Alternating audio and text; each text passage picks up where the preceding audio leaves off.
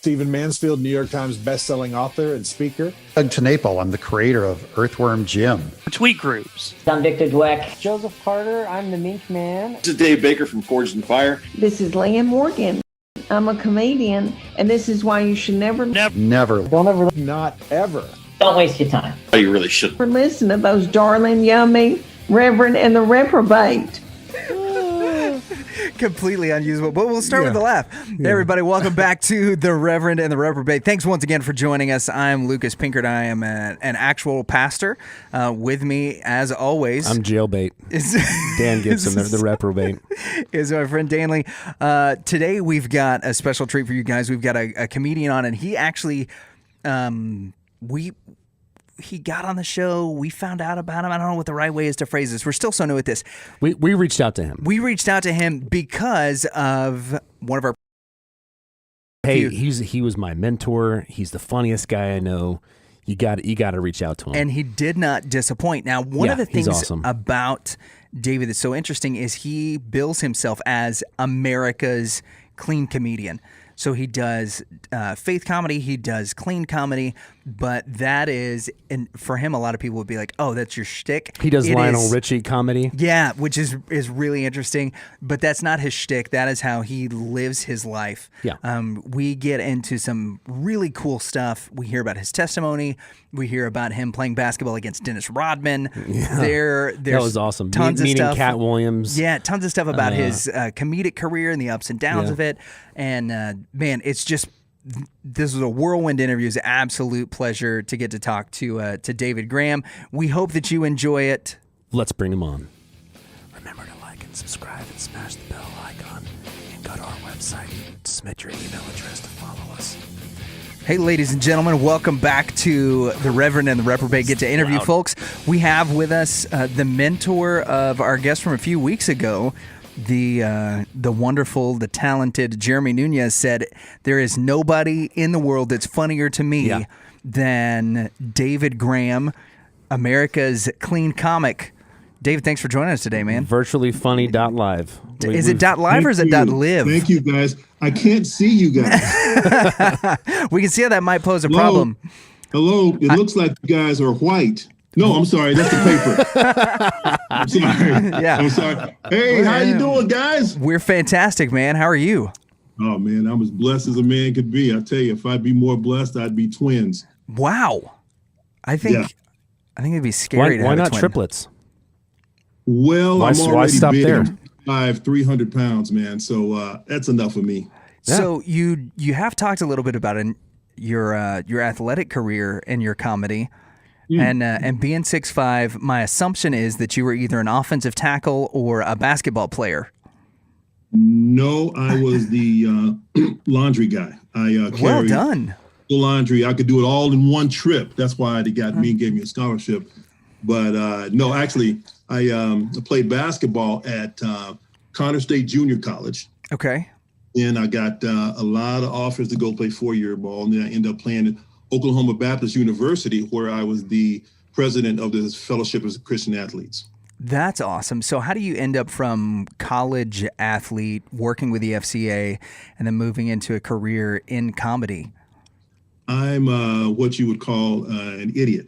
Oh, well done. Me too. Yeah, you fit in great. You're in great I'm company. one of those guys, man, who would always find the funny part of any situation. True story, 4th grade, I'm 10 years old, and my teacher, I'm in the back of the class with my best friend, Kurt McDonald, right? We're back to having a good time, 10-year-old, you know. So she comes, she goes, "Okay, Mr. Funny Man, you want to talk so much, let's see you stand up in front of the whole class and use the word geometry in a sentence." Ooh.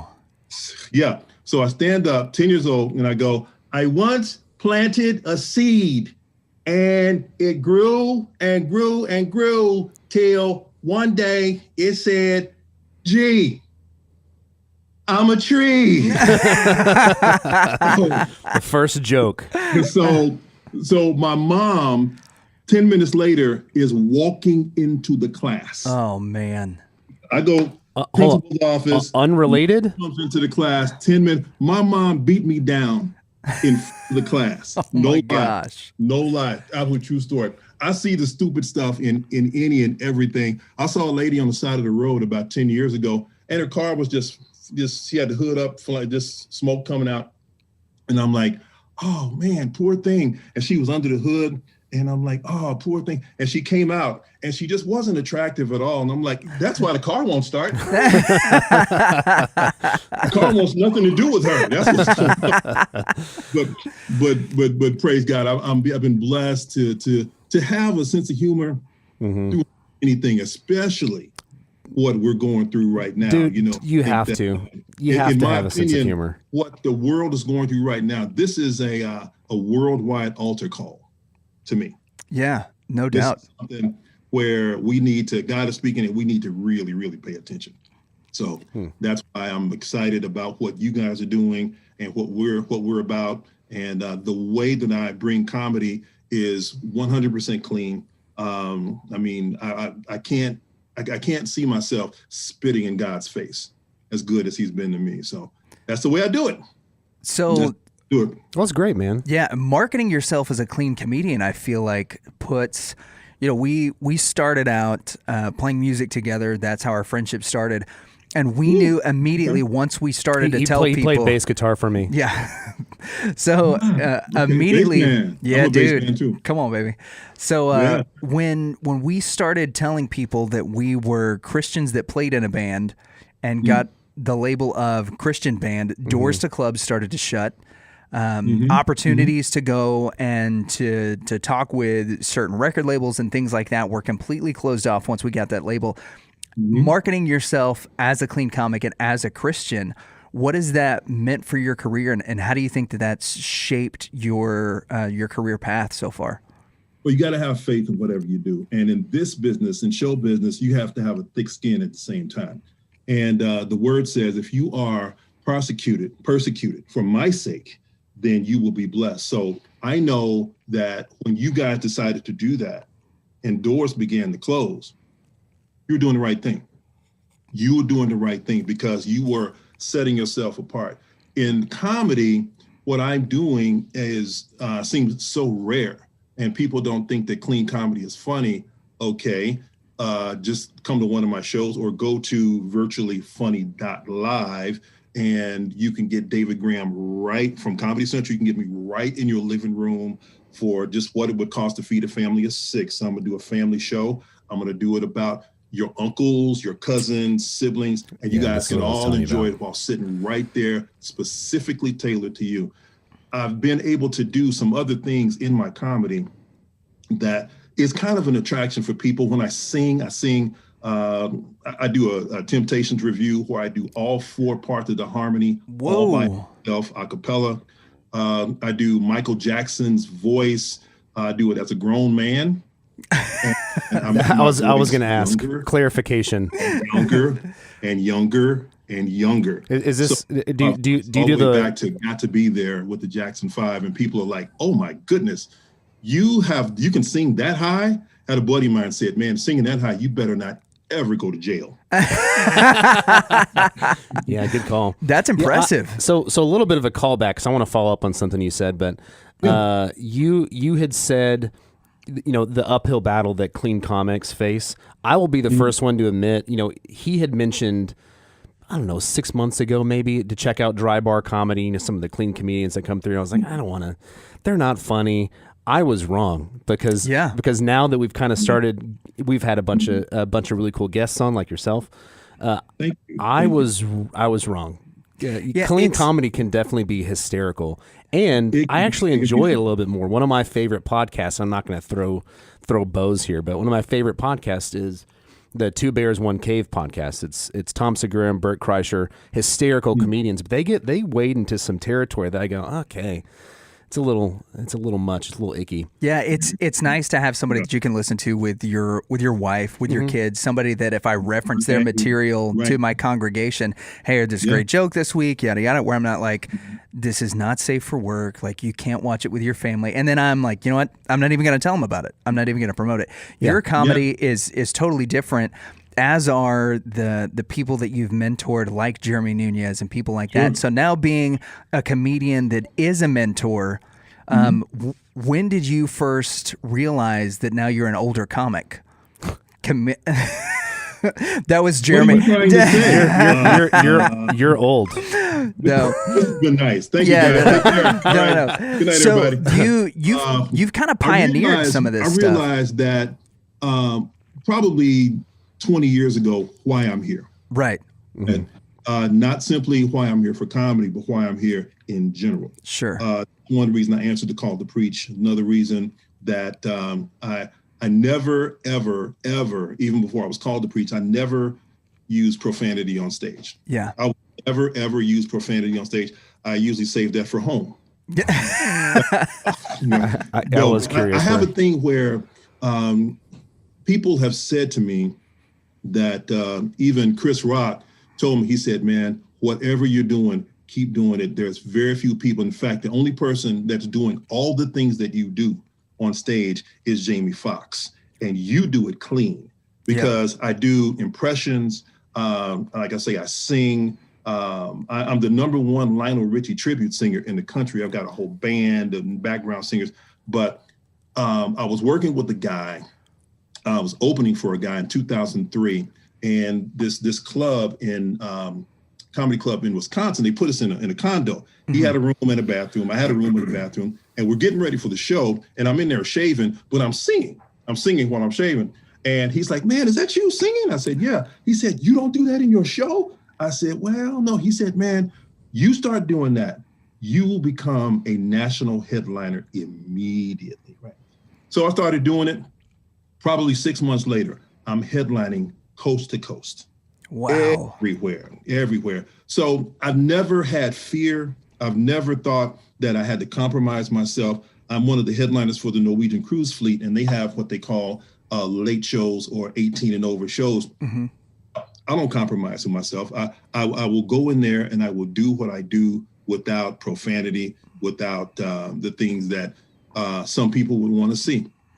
And we still have a good time, especially when you talk about life stuff you can be a real healer and an encourager, because I have the only job in the world where you can say anything. Yeah.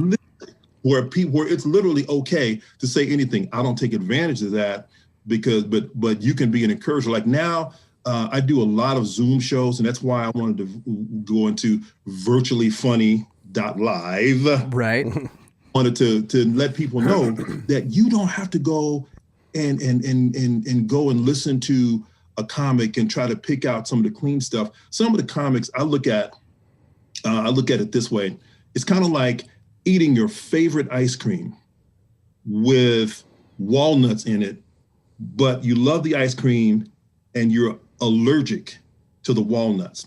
So you get what you love, but you get a lot of what you really can't tolerate in your spirit. Yeah. So I'm like one of those guys. It's like, let's go. Let's put the pedal to the metal and take this down Clean Comedy Avenue as fast as we can possibly go. Like, for example, of encouraging, people are going through quarantine depression. They're going through so many different things, and I just talk about, the fact that this quarantine, this thing has changed everything. I got to talk to my doctor on video chat. It's like he took my prostate out over the phone. And he's a dentist. Yeah, you got to get out by a long shot. You just talk about different things that apply to people's lives. Like my wife snores like a werewolf. Okay. Yeah. And sometimes I have to turn the light on to make sure I'm not married to Shaq. And the thing is, she's got all the snores down. She can do every snore. I mean, every snore, like the werewolf, like. Yeah. It sounds a little more Chewbacca-y. The dragon.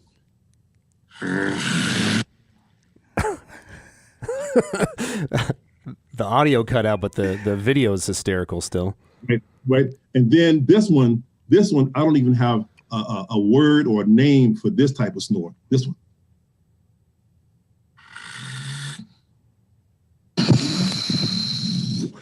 Yeah. Nasty. I don't even know what that is, but it's the reason I've been in counseling for 12 years. So things that appeal to regular life, things that you go through that you could take a comedic look at. That drives me.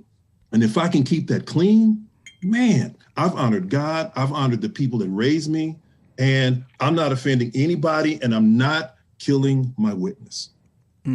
that's awesome. That's Yeah, we have a couple really good drops so far from this. yeah. I think that's an Not incredible the thing snoring to do. part. Yeah, I think that's an incredible thing to do, and it's one of the things that as Christians that we're supposed to be promoting and talking about is how do we do what we do, living our day-to-day life or working within our occupations, and then not killing our witness at the same time. It almost seems in a lot of lines of work that's counterintuitive, and the way that you've been able to pull it off. I mean, there's a reason that kudos. but there's a reason you have so many people that look up to you for that. But speaking of which, does Jeremy Nunes look up to you, or are you taller than he is? Jeremy is about an inch taller than I am.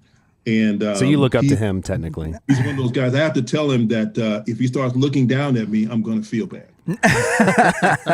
So I mean, I'm 6'5", he's 6'6". Jeremy may even be 6'7". Good grief. He's lost some hair, so I think he's back down to 6'6". That's what happens. Well, you're getting closer. Yeah. Yeah, exactly. So let's get into the Lionel Richie stuff, because I'm curious. I'm curious how you when you started doing impressions. So you when you were singing in your shaving, were you singing Lionel Richie or just singing something else? I don't know. I was probably singing. I could have been singing anything at that time, because I sing anything that comes into my mind and my heart. My father was he was an incredible baritone, right? So my father would sing only when he's doing housework. When he would always, like, he's washing the dishes and he would sing, And one time he sang 3 Times a Lady at breakfast across the table from my mother. And I was a junior in high school. I never will forget that. I was like, oh my goodness. So that guy sang all the time, and he just sang what came to his mind. So it's no telling what I was singing at the time. But when I do the bit I do is called Old School. And I walk into the crowd. I walk out into the crowd. I might take my jacket off, like one of those old 70s singers, right? Oh, yeah. Walk out into the crowd like Tom Jones or somebody, and I start singing to a lady, and people react. And usually I'll start singing like Hello from Lionel Richie. I'll get back on the stage and I'll say, oh, that's not old school either, right? And I'll say, I want old school. And I get the audience clapping, and then I'll go into some, can turn a gray sky blue. I can make it rain whenever I want it to. Oh, I can build a castle from a single grain of sand. I could make a ship sail on dry land. And then I will take the microphone and throw it down like James Brown and catch it with my foot and bring it back up. And it's really kind of cool for the audience. Solid move. Oh, man. And I would get people after, no matter what city I was in, they would say, that first part sounded exactly like Lionel Richie. Oh my goodness, are you serious with that? And I'm like, wow. And after about 20 cities, I'm like, well, man, maybe I should do something. Then I got an assignment to do comedy for a church here in St. Louis. And there was a band that was playing, opening up. And they came and approached me. They said, man, we'd like to do something with you if you want to do something. I said, well, yeah, maybe. And I wasn't really pursuing And you said, music. hee. That was really bad. Yeah, it was. So I decided that I wasn't going to pursue any music at that time, but that was 2011, and a huge tornado hit Joplin, Missouri at that time. I remember this. Decimated the city, and God told me to use your gift to help out. So I partnered with the Salvation Army, and we decided to do something called Stand Up for Joplin. And we decided that we were going to give the proceeds, all of it, completely to the city of Joplin, and they could just put it where it hurts. So we ended up in one night getting about $6,200, and don't know where it went or how it was used, but it was a blessing. I was on a local television show promoting that, and one of the members of that band from the church saw me and called me, hey, would you like to have a band playing while your audience is walking in before the show. I'm like, that'd be great. That's where the relationship started with the band, with this band, and they were just called Sound Judgment. Okay. And it was just a wonderful opportunity to really meet with them. Now, before the show started, they were doing sound check, and I walked up and I said to the bass player, I said, "Hey man, can I see your bass for a minute?" And I started hitting. I've been playing bass for as long as you guys have been alive, so I started just hitting some runs on the bass. And they said, "That is crazy. That is fantastic." And we just had a friendship. My last comedy club that I did in 2012 was in Jacksonville, Florida. I headlined the Comedy Zone, and I'm driving back to St. Louis. It's about a 320-hour drive. I'm coming back from St. Louis, and God starts talking to me. He said, utilize every gift put forth. And I said, well, what does this mean? So that week, people were saying, man, you sound like Lionel Richie. That sounds great. I said, maybe I could do a Lionel Richie show, and maybe my guys in the band. So I called the keyboard player, female keyboard player, and I got her voicemail. So I sang a couple of bars of Still from Lionel Richie. Yeah. She called me like an hour later and she goes, David Graham, don't you ever leave that kind of message on my answering machine. My friends lost their minds when they heard you sing that. She said, by all means, we should do it. We should do it. So we put the show together called the Lionel Richie Experience, and we put it together, and it's been extremely popular around the Midwest. We had an offer to go to Honolulu, but the band members couldn't make that happen. They couldn't. We can do it. Yeah. You guys are ready? We'll ready. We're in. Available? Yeah. So- I'll go meet Tulsi Gabbard. yeah, she's awesome. So the Lionel Richie Experience. Have you thought of making it an in-depth roundabout experience by including your wife in it, where she can come out mid-show and do her impression of Brenda Harvey and smack you around a little bit? You remember hard copy back in the day, don't you? Okay, all right. No, I just Googled it. No, actually, that happens on the daily. Oh, good. Yeah. Okay. We don't have to have a show for that to happen. Yeah, there's no. Our there's wives no, must there's talk no- then, because we get similar treatment from our wives, so they must all be reading the same books. My wife is amazing. That's what she tells you to say. Yes. Yeah, that's a good move. That's a good move. So I am curious. Do you have an improv background? Did you start doing any of that before getting into comedy? You just jumped right into comedy in fourth grade. No. What got me involved in even thinking of comedy was Flip Wilson. Okay, yeah. Back in the day, Dick Gregory, Richard Pryor, and just those guys. And I remember seeing Flip Wilson going, that guy looks like he's having a ball up there. That looks just like fun. And it was right around the time I did the whole geometry thing in the fourth grade. So I was like, that looks like fun. So no, I just went. It was in 1992. I'm dating myself. I was 9 years old. So I went on stage. He was dating himself for about 30 years. Yeah, then. So I went to the Funny Bone here in town, and I did this thing. First of all, from my office, I was a manager at Southwestern Bell Telephone at the time before it became AT&T, and I wrote out this thing because the office morale was really low, and I wrote out this thing. 'Twas the night before Christmas, and I put a comedic slant to it. And people were losing their minds reading it. They said, this is unbelievably funny. You should memorize this and take it and do it at the Funny Bone. I'm like, no, you've lost your mind. Yeah, I'm not reading freaking Nightmare. I'm not doing this at Night the Before Funny Christmas. Like, you crazy? Yeah. So they talked me into doing it. I went. There were 17 acts. It was on an open mic night. 17 acts. My first time on stage, I won. Ooh, Really? Reading that? Reading your rendition of it? Huh? Reading your rendition of the Night Before Christmas? You did that in the act? Yeah, I didn't read it. I memorized it. Right. Memorized it. Okay. Do you I still just went have there, that somewhere? And I just did it. And I Yeah, said, do you still have it? have that somewhere? oh gosh, I found some old notes about 5 years ago, but the ink was so old. It was just like, I can't remember. Yeah. Yeah, but it was something to the effect of, it was, I think the setup was there was a guy who got assaulted in his home, and then home was robbed. It was a home invasion. It's going great so far.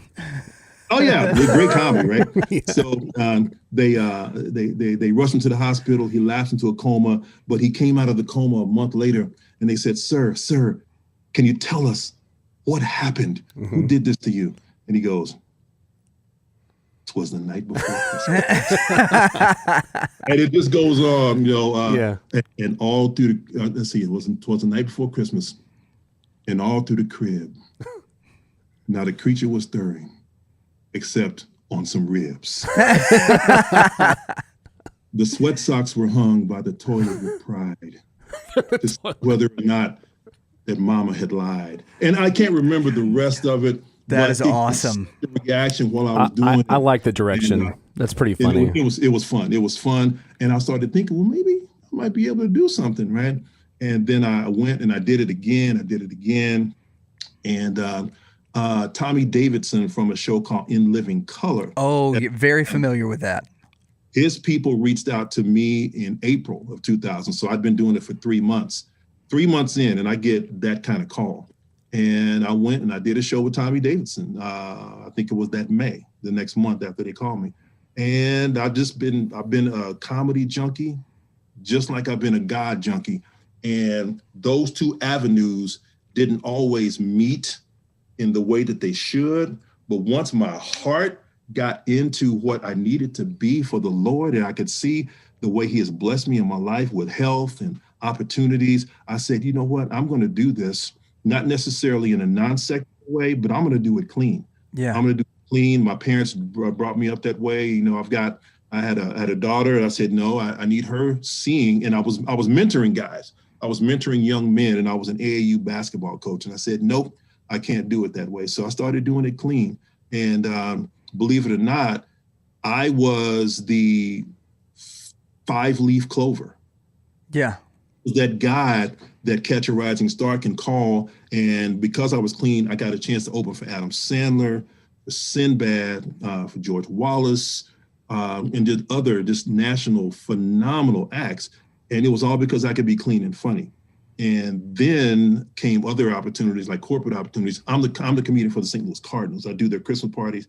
I saw your commercial too. Oh, isn't that the stupidest commercial? Isn't that the stupidest thing you've ever seen? It was very interesting. I didn't show it to you yet. It's clever. Yeah. Okay. So you saw it. Yeah. Clever is what counts. Clever sells. Yeah. Obviously. Yeah. But so we're definitely going to put up a little clip of that. On the run, I'll be waiting for you. Call 6. It's a serious number. 25-cent drinks all day. Your pick when the cards come out and play. Score 6. yeah, I'm totally fascinated with the idea that you just kind of hit upon, is that you didn't go after the Christian market necessarily. You went, being a clean comic in the secular market, to be the guy who was different than everybody else, and even marketed yourself way that is something that I think for a lot of especially Christian entertainers is something that seems insurmountable, because we feel like as soon as I say that I'm a Christian, or as soon as I say that I'm clean or whatever, then we're going to get tagged or labeled or downgraded. And not only has that not happened to you, but you've been incredibly successful musically and through the comedy with it.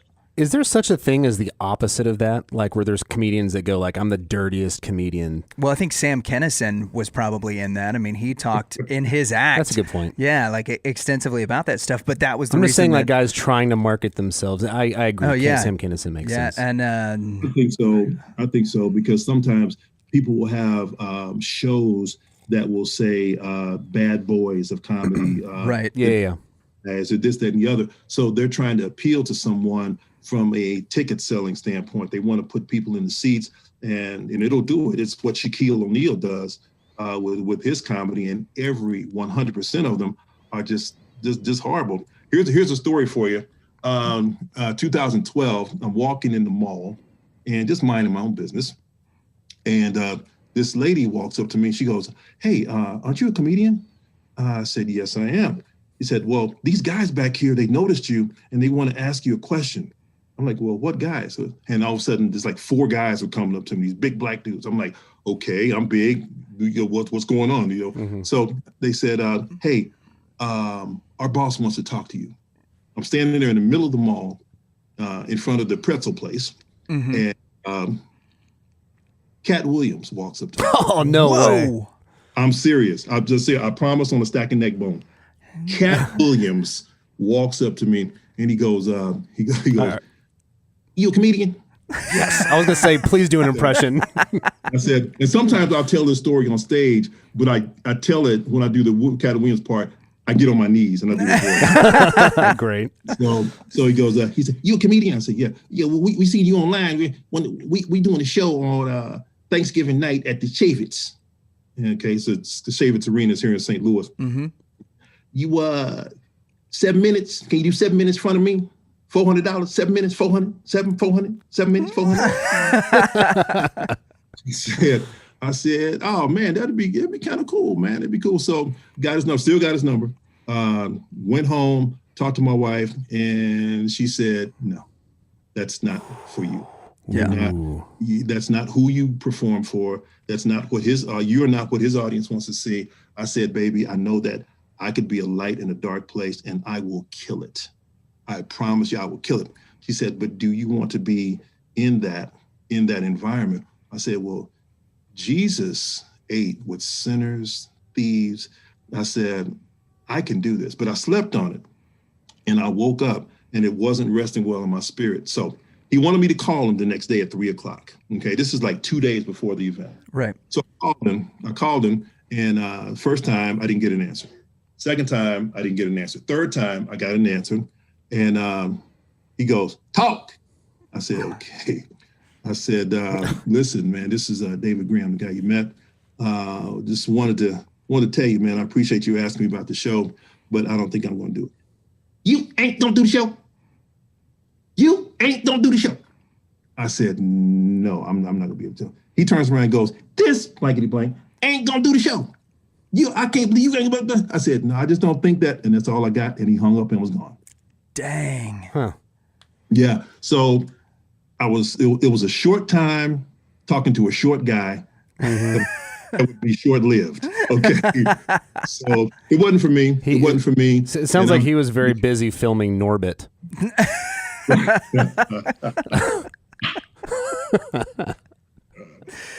But yeah, man, this has been a great ride for me. You know, starting out, it was really challenging. I had to, first of all, God gave me the right wife. You know, the Bible says that the man who finds a wife finds a good thing. I found a great thing. She supported me. She didn't see me do comedy until a year into our marriage, 21 years married now, praise God. And she said, she saw me do comedy the first time. She goes, all she could muster was one word. She goes, honey. Oh, that's awesome. Honey. And I said, what? She goes, you know what? You could probably do this if you wanted to. And I said, well, yeah. 6 months later, I was laid off. Mm. And between then and the layoff, I probably got between 15 and 18 calls to come and perform different places around town. And so now I've got a local following. Yeah. And the beauty of it is that when people come to see you and you've got a total of 25 minutes of material, you can't do the same thing every time. It forced me to grow. So after 3 months, I've got an hour. I've got a full hour stuff and it's fresh. It's A material. People like it. It's interactive. And started doing this thing. But I was laid off and I was scared to get out there on my own, prayed about it. My wife and I prayed and we got out there and I made about $13,000 a year. Whoa. Yeah. Yeah. That's when you go through that involuntary fast. Yeah. Hot dog water. You don't, right. You don't mean to fast, but you're fasted either way. And she told me, you wash the chicken in the sink and drink the water. Yeah. No, Thank you. Thank you. You ever have water with cornflakes? Anyway, that's another story. But it was incredibly tough. I still had other obligations, house, 2 cars. So it was tough, but you learn from the tough times. You know, by His stripes we are healed. Through adversity we become stronger. And it was a situation where I realized that my challenges were my blessing, because I always believed that a straight road puts the driver to sleep. Mm-hmm. If everything is smooth, you won't, your attention will not be galvanized. You won't be forced into an area to pay attention, perform or to just be vigilant. So people. What if you have a Tesla? I can't afford a Tesla. I can't even spell. I can't either. I can't either. I'm with you. But I've been blessed, man. I've been blessed, but and it took a while to really make a living at it. Now, those bumps and bruises allowed me to meet Jeremy, allowed me to meet other guys, and now I'm making more than the living. And but the thing about it is, the reason that I think I'm doing well is because I keep God in the center. I don't chase money. I look at Deuteronomy 8:18. It says, "Remember the Lord thy God, for it is He that has allowed you to obtain wealth." Yep. It's more than just money. Wealth is your health.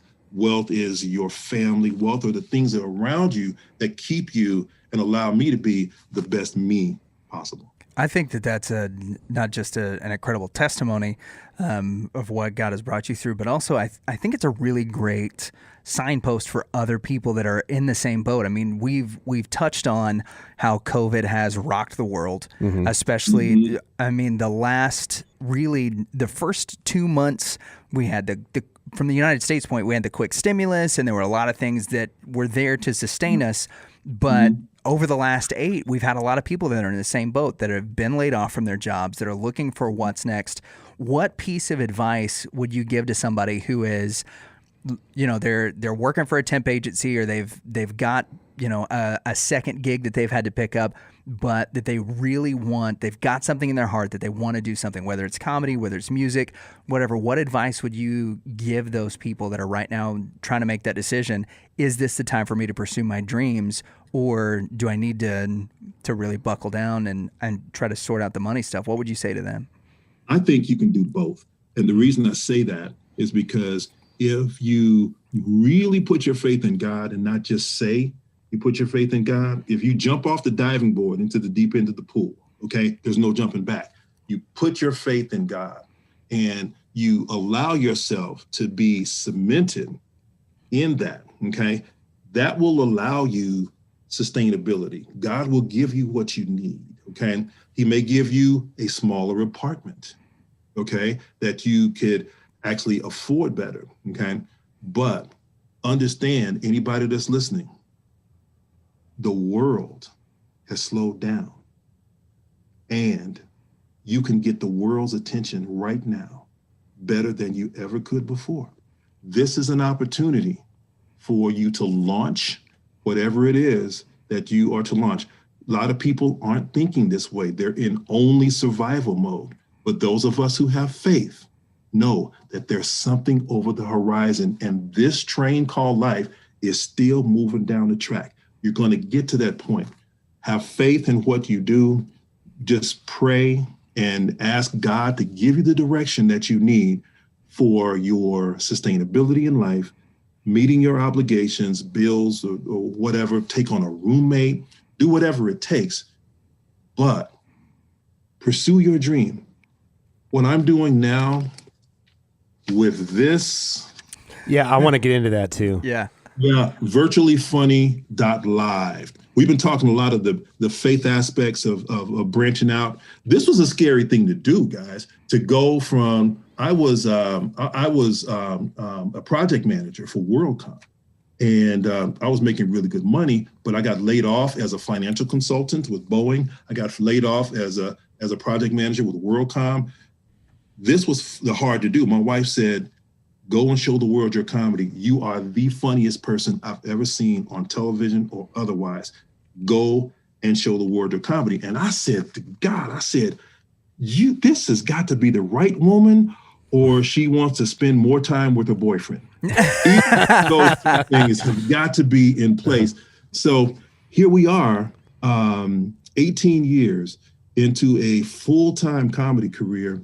And get this, I've got guys that are friends of mine that are 25, 28 years in, and they're having a hard time, even without COVID, filling their calendars.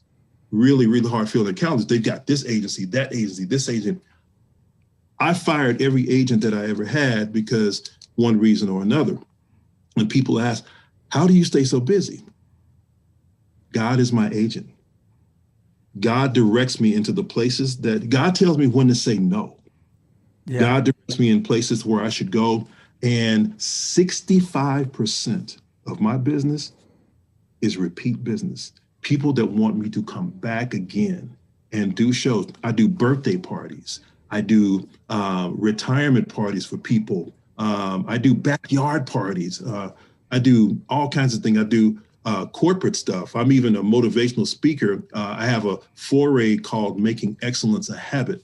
And I make it funny because you retain more information when your brain is at a relaxed, enjoyable state. That's why we remember movie lines from 30 years ago. That's why we remember jokes that we were told in grade school. You remember those things before you remember what you were forced to remember out of a textbook. So that's the strategy that I take into my motivational forays. Now, I also do corporate comedy. I do cruise ships, churches. I love the non-secular presentations. I call those "Don't Get Caught with Your Praise Down." and it's about being a new Christian. It's about finding yourself. And it's a lot of fun. And people really get into it because we get people that come into churches who never would go to a church, but there's a comedy show. Right. There's a guy from Comedy Central who's doing a comedy show. Let's go check this guy out. And they come in and they are so glad, but we don't just leave it at comedy. Yeah. We give them some Jesus. And I come out of Romans chapter 10, verse 9 and 10, where it says, if you confess the Lord Jesus and believe in your heart that God has raised him from the dead, you shall be saved. For with the mouth confession is made to salvation. From the heart, man believes unto salvation. And here we are at a point where this thing is serving as an outreach now. And that's why I call my business leg, I call it outreach entertainment. Whenever somebody books me and we do a contract, I don't like that word, we call it performance agreement. The header is outreach entertainment. And that's what it's about for me. And that's awesome. I could completely see from some of the answers that you've given us the motivational speaking aspect of what you're doing, because especially with the answer previous to this one, I was getting a little fired up. I'm like, we should start something new. We need to do. I was like, oh, we're in the middle of it. We should start an LLC. We're kind of doing some of this. We need some startup capital first. So bass player, basketball coach, motivational speaker, doing all kinds of different gigs. It seems like you've been able to pivot in a lot of different areas, and that God has just blessed you whenever you've been obedient and opened up the doors for those things. What is it that you're doing now with virtuallyfunny.live that is really that's setting you apart? Because we've had the amazing opportunity to interview a half dozen comedians within the past couple of months, and every one of them to a person has said either that they don't do Zoom or that Zoom comedy is like a slow death.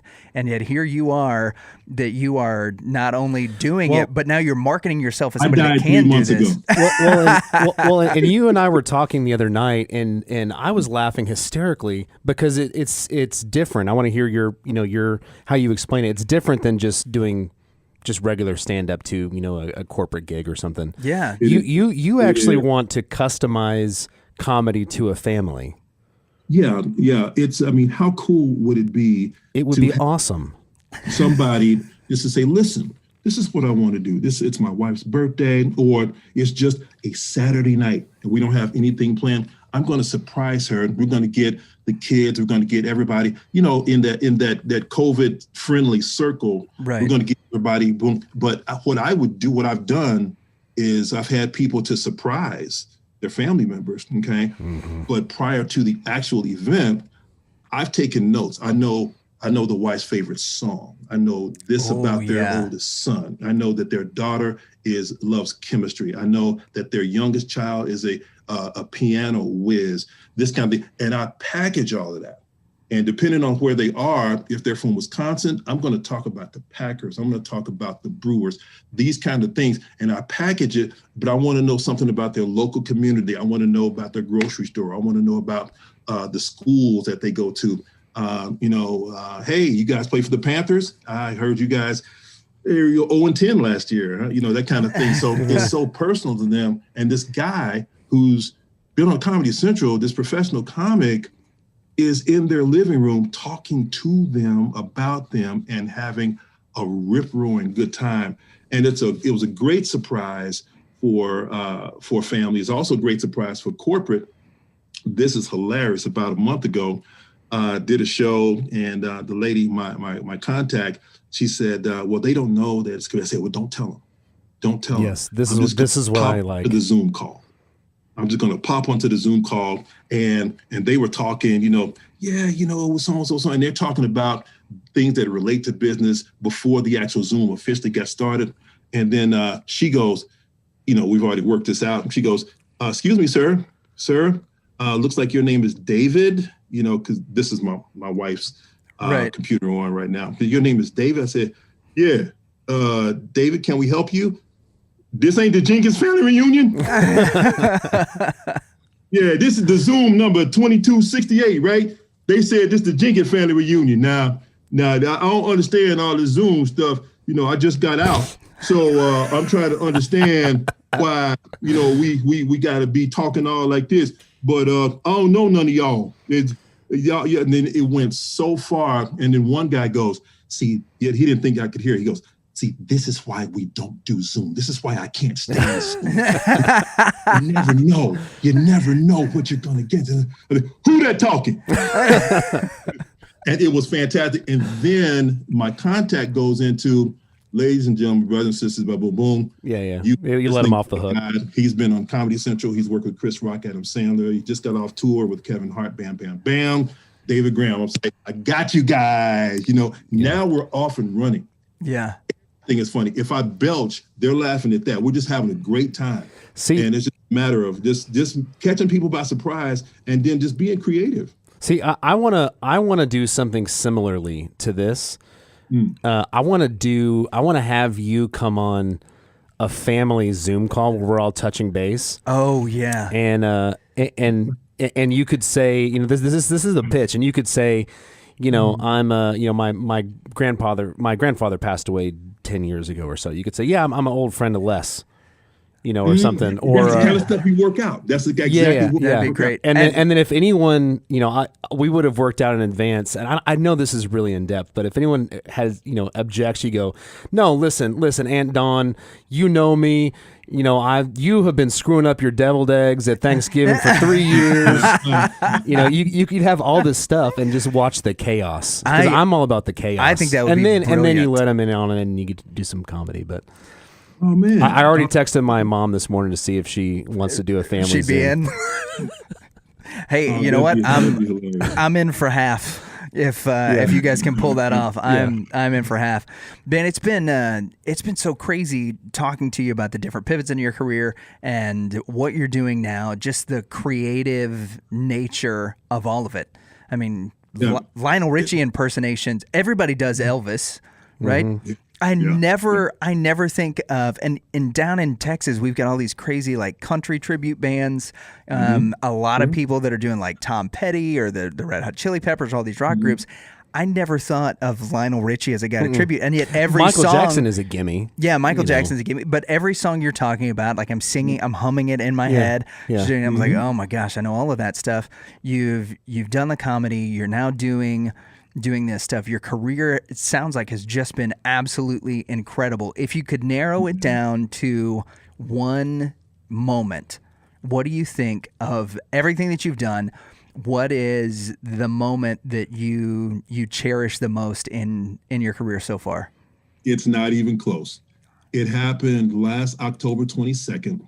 That was my it was October 22nd of 2019. Okay.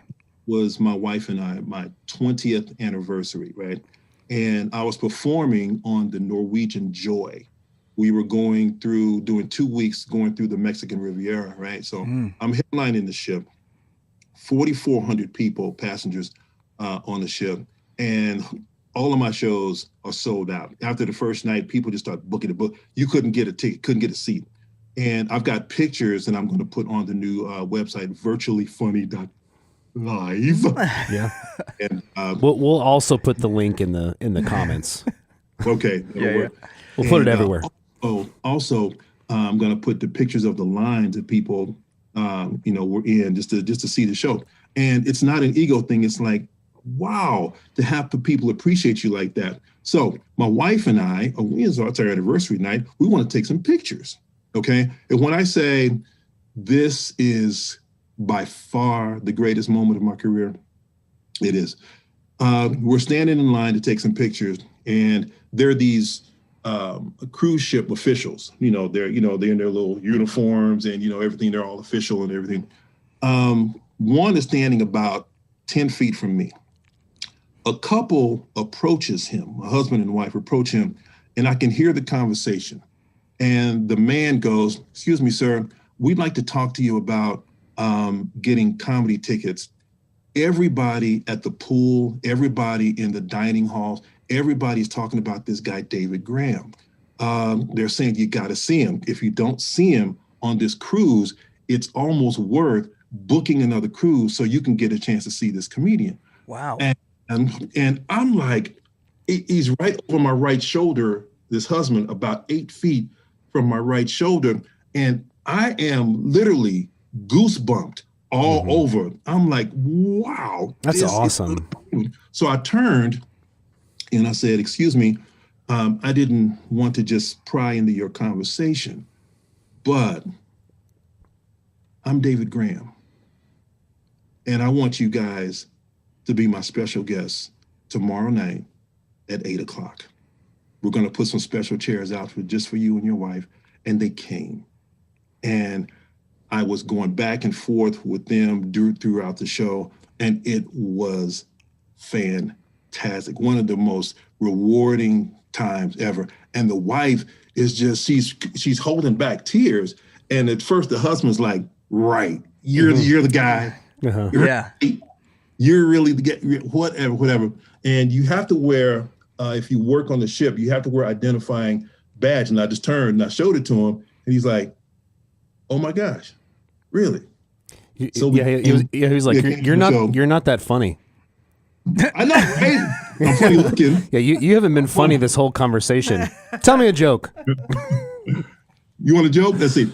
No. I was saying that's what I was doing an improv of the conversation where never mind. It was stupid.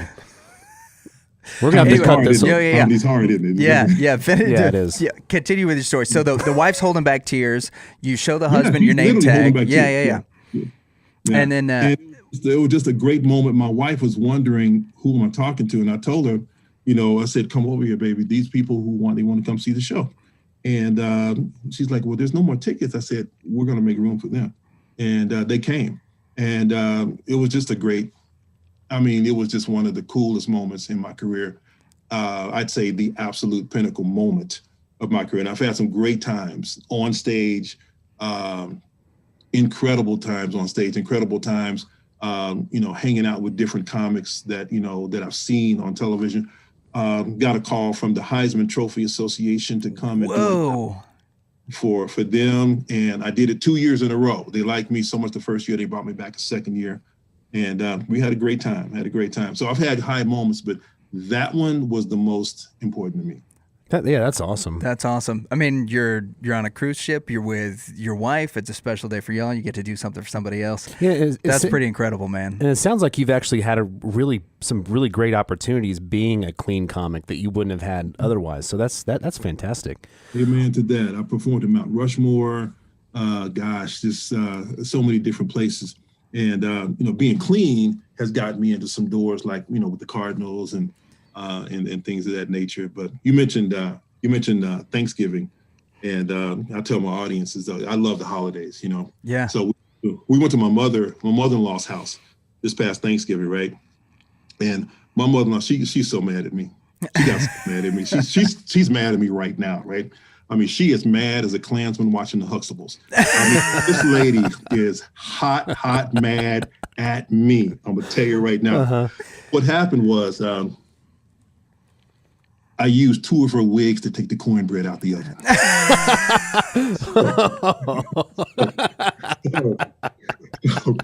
So yeah, everything is better, but she smells like Jiffy every place she goes.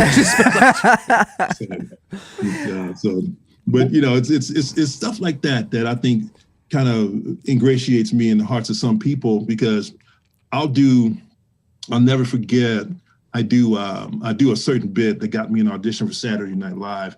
I was in Grand Rapids, Michigan about 12 years ago. And it was my second time being in Grand Rapids. And there was a guy after my show, one of the shows, I didn't do this particular bit on this show, right? And I'll just tell you the bit. The bit, it's... Can I guess? It's, huh? Can I guess? No. Go ahead. David has already learned shut down Danley. No, you've had the Cliff Notes, so yeah. Okay. Yeah. The bit is Forrest Gump if he was from the hood. Okay. Oh my gosh. People lose their minds. I got an audition for Saturday Night Live based on this in 2003, right? So I would do it in my shows, right? And I didn't do it this one show. This guy this is my second time in the city. This guy comes to me and he's got like a throng of people with him. He comes to me, he goes, dude, what happened to Forrest Gump? What happened to Forrest Gump? My wife and I, we came to see you last year.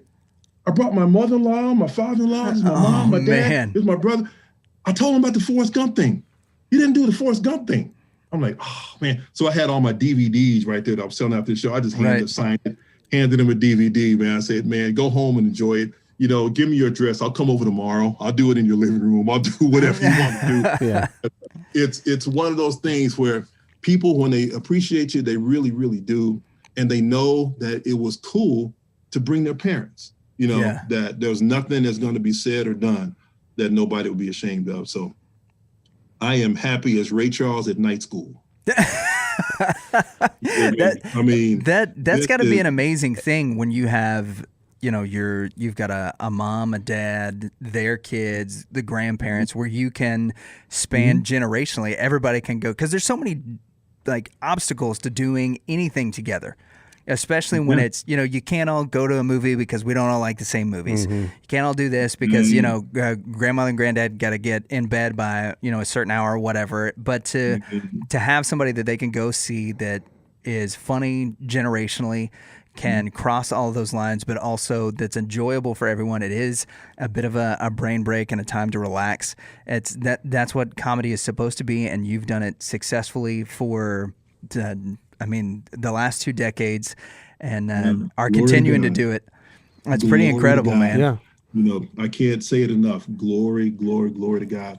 You know, I've had, you know, situations, and the thing is that since this pandemic, I have written 2 full hours of brand new comedy. And I'm going to be so excited to get out there and put this out there. But these Zoom calls allow me to do this. And the reason that I'm doing the whole virtual launch is because gig workers are really suffering. You can't, crowds can't gather. So the guys one of my best friends from Columbus, Ohio, a guy named Keith Bender, phenomenal comic. He has birthed a power washing business. And I've got people that want me to come do some shows in Southern Missouri, and they're paying really good money. And I did a show and they said, well, can you come back next month? I said, I want to give you a different personality. So I said, let me bring my friend Keith. I called Keith and he said, man, my power washing business is going so good. You know, I can't really take time out to do comedy. And it's like, wow. And he's one of the lucky ones. He's blessed because he's found something. There are guys who are starving. There are guys who are evicted. There are guys who are suicidal. There are guys who are just resort to different things to appease themselves that they normally wouldn't do. And I'm extremely blessed to do that. But I just got notified that they are going to suspend all cruising. That's my main thrust. They're going to suspend all cruising for the foreseeable future. And I said, okay, God, what are we going to do? God said, you're going to reinvent yourself. You're too gifted, you're too relevant, and your medical testimony is far, far beyond being ignored. You share those things. I share some of the things on stage. March 29th of 2019, they didn't expect me to live through the night. They told my wife that I would probably never see another sunrise. Okay. But here I am. Yeah. I'll give you the cliff notes. Had cancer, diagnosed with cancer February 15th, 2019. Had the surgery on March 20th. Everything's gone. Doctor called me March 25th. Your cancer is gone, completely done. You're good. You don't even have to have radiation or chemo. You're good. I said, praise the Lord. No kidding. Wow. The next day, I'm walking in our bedroom suite and I lose all control of my limbs. I can't walk. I can't feel. I can't move my arms. Turns out I had what's called a cardio infarction. I had a bilateral pulmonary embolism. Okay. Two blood clots passed through my heart, go to my lung, and tried to choke me out. Dang. They took me to the hospital the next day because I didn't want to be moved. I had one the next morning, another one. Both of them, doctor said, should have killed me. I shouldn't have lived through either one of them. But I get to the hospital and I'm laying there for 3 days until Friday. You don't survive these things if you fall asleep. I'm taking naps. I go to sleep Wednesday. I go to sleep Thursday. Friday, they've done these tests on me and they determined that, wait a minute, they did 2 CTs on me. The second one was called an organic. That's where they saw the blood clots.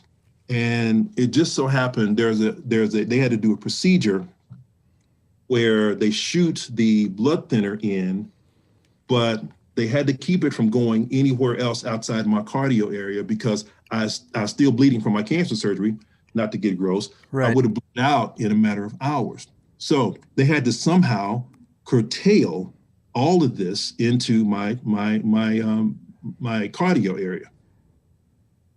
There's a guy in Europe that happened to invent exactly that procedure. He's from Europe. His name is Andre Strimbos. The man is phenomenal. That night, Friday night, March 29th, 2019, he happened to be in the United States, fellas. No way. You ready for God to show up? Come on, baby. To be in St. Louis, Missouri that day. He happened to be at my hospital. He did the procedure. That's why I'm alive. Oh my gosh. So God told me, you have too big a testimony. I don't do this entire testimony on stage. Right. I get a chance to visit with a lot of people in the common areas. And people are there to save their marriage. People are there to find themselves or to rediscover something. And I tell them, I said, have you tried the Lord? Because he loves you more than you can love yourself.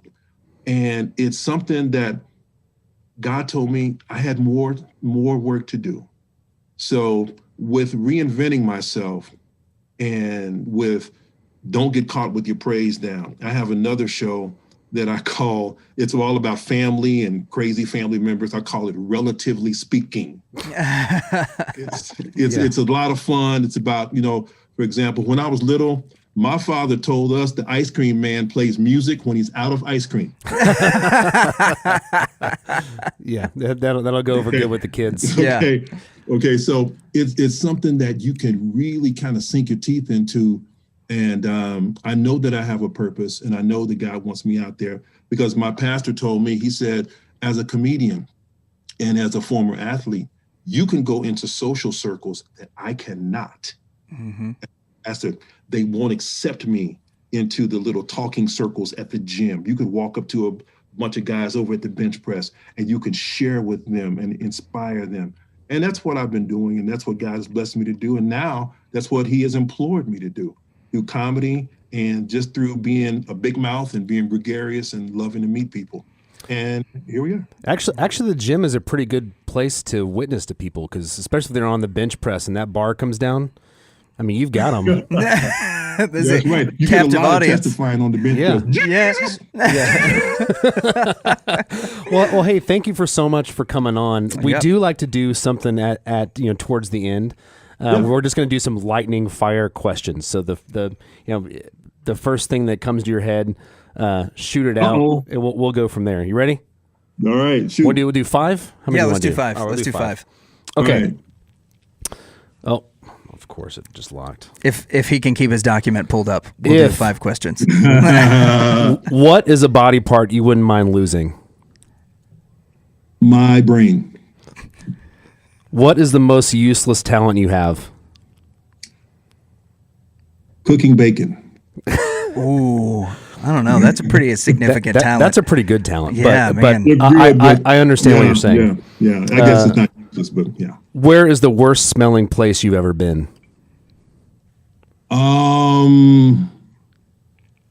Garden City, Kansas. Were you doing a show there? Yeah, they have 7. What do you call they have 7 meat processing plants. Ooh, okay, yeah. And it's only a population of about 25,000 people, so the city's not that big. Garden City, Kansas, yeah. And the thing is, when you drive there, you're in the car. You don't really. When you get to the hotel, you open your door and it's like, what in the world? Yeah.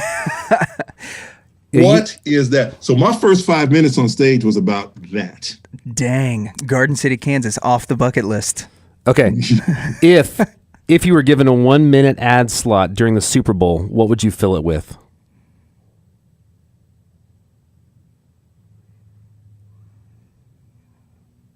It's a tough question. It's a tough question. I would fill it with.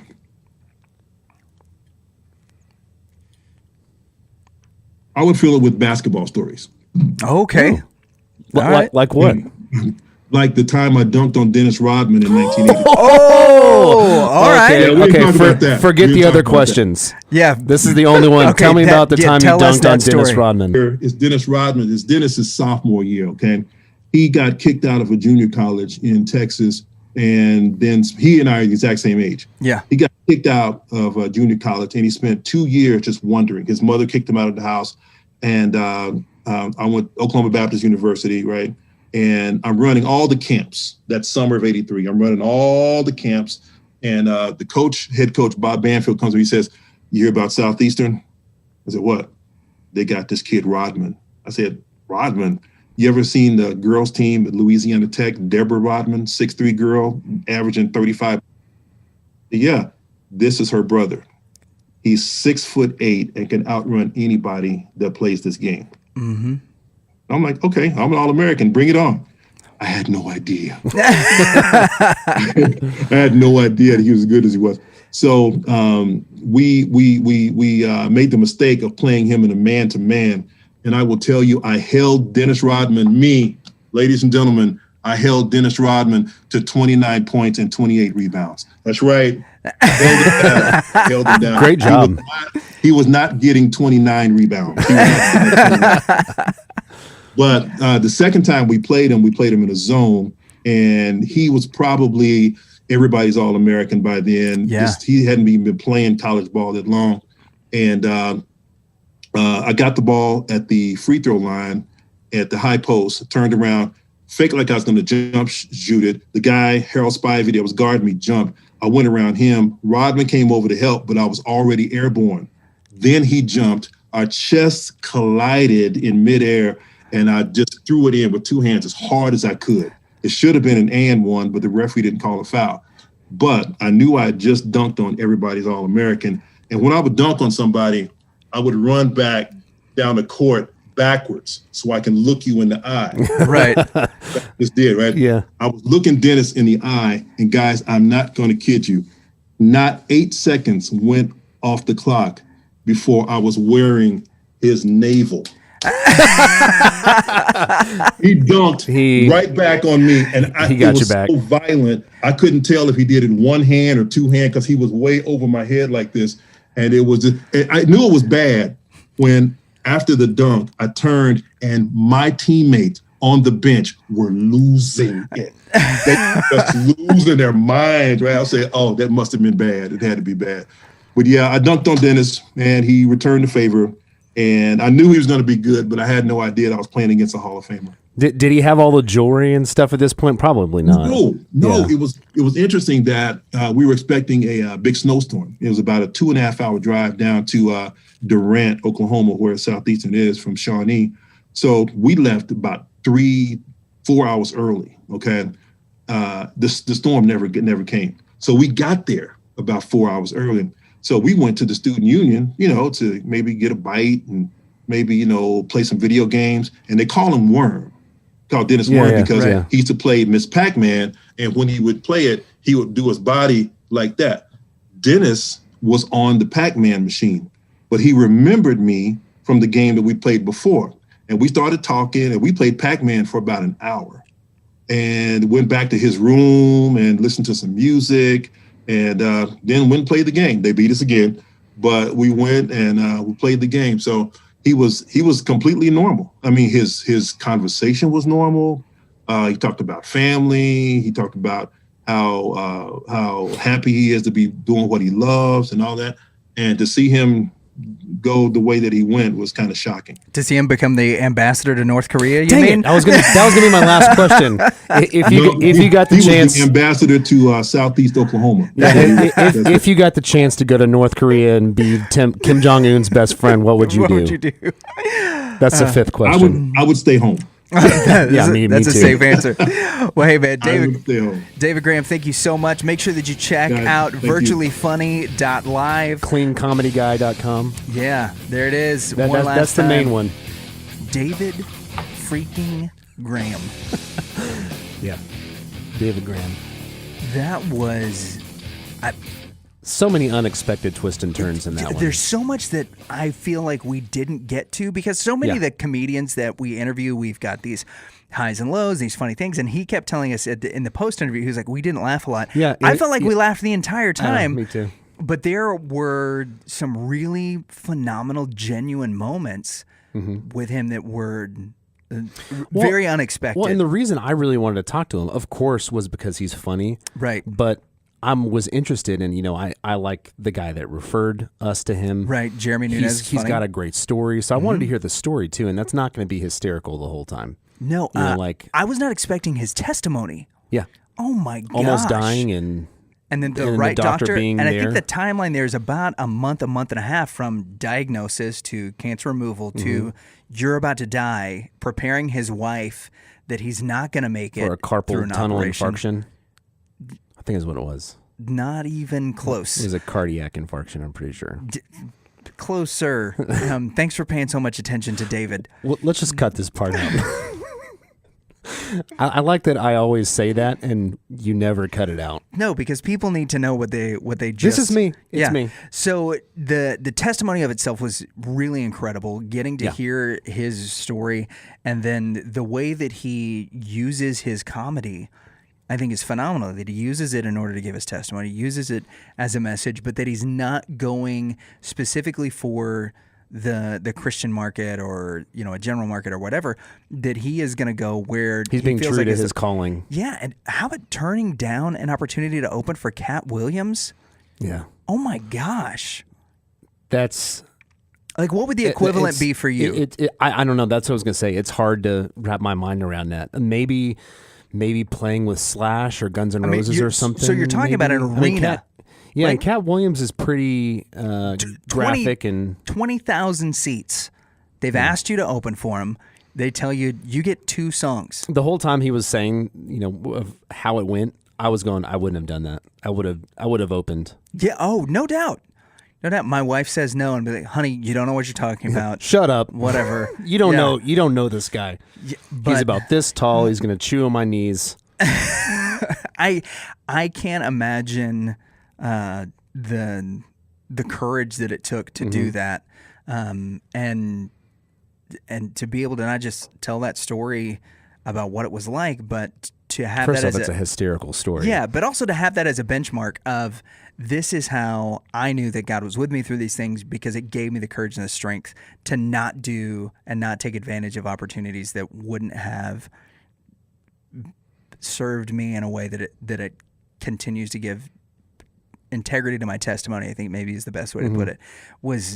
Man, that was really cool. He was genuinely funny. It's interesting to me, all of the different pivots that he's taken.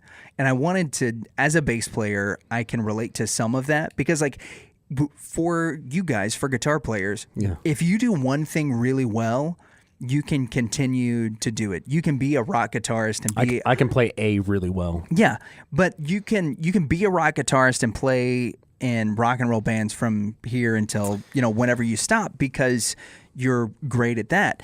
As a bass player, everybody thinks that they can get a guitar player to play bass. We have to learn to be versatile, whether we like different kinds of music or not. We're easily replaceable because guitar players are the faces of bands. It's not often bass players. And so bass players kind of get, moved in and out. And if you are the face of a band, you probably shouldn't be like Flea. Right. Yeah. Yeah. Some of those situations. Yeah. But his whole thing about, he played an instrument and then he pivoted. He played basketball and then he pivoted. And he dunked on Dennis Rodman. He dunked on Dennis Rodman. Pivoted. But he also coached. I can't believe we almost missed out on that story. Know. That was the last story that came at the last question. Absolutely incredible. Like, I dunked on Rodman. It's like, wait, what? Yes, please start this over. Forget everything else that I've been talking about with these stupid questions. Just tell me this story. And he did not disappoint. Not at all. But pivoting, I'm sorry. I can't wait to get him back on. But yeah, he's especially for a guy that's established in the field of comedy, to be doing everything else that he's doing, to be taking advantage of, instead of looking at COVID-19 as something that's going to restrict him and then prevent him from being able to do what he wants to do. He's taking advantage of the opportunities that are afforded to him, trying to find new ways to be funny, to reinvent himself, and really, like he talked about, bringing joy to people. I mean, his favorite moment in comedy was to give two people that are on a cruise that were going to have free seats anyway, to pull two seats out on his anniversary to get to share that experience with him. I mean, it's really cool. You're talking about a very high character guy all the way across the board. It's just really neat. Yeah. Also, working as a comic. I mean, I understand there's some people that and it's heartbreaking to hear that the cruise industry is taking a hit with COVID. But wouldn't that be a great way to spend a couple of years just on a cruise ship? On a cruise ship, working, telling jokes in the evening, and then just hanging out. Doesn't that sound awesome? Yeah. In the middle of the day, you're like, "Hey, honey, I'm gonna go on the zip line." She's like, "Again?" Yeah. Yeah. We don't have anything else to do every day for a year and a half. Enough with the zip line already. It's never enough. I wonder if he's like seen all of the stuff. Right, because there's all the little excursions that they try to pitch you. Whenever you're on the cruise, there's the 4-wheelers. Yeah, the 4-wheelers. There's the Jeep excursion, which I broke. You can swim. I did. I broke a Jeep. You can swim with dolphins, right? All of that stuff. If there's just a certain point where he's like, there's a porpoise that's like Dave's porpoise. Yeah, like he's like, comes up, he's like, "Hey, buddy." Yeah, whatever. Here's your tuna. I don't know what they eat. Probably something smaller than tuna. Probably not big. If you know what porpoises eat, please leave it in the comments below. Thank you guys for watching another episode of The Reverend and the Reprobate. David Graham, thanks again for coming on. Make sure you check out virtuallyfunny.live. What was the clean... I know he bills himself as American. CleanComedyGuy.com. Yeah. Check him out on Facebook and Instagram. All of those links are right here below this video. Like and subscribe. Thank you guys for listening, and we'll see y'all next week. I'm pointing at your camera. Tomorrow.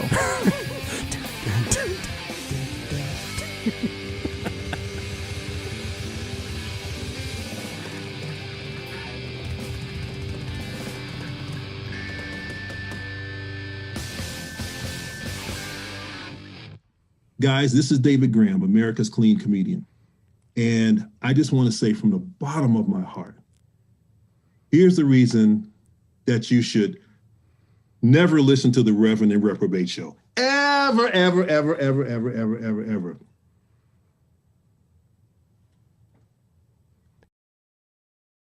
The video just froze. Everything is frozen except my mouth. And that's the reason why.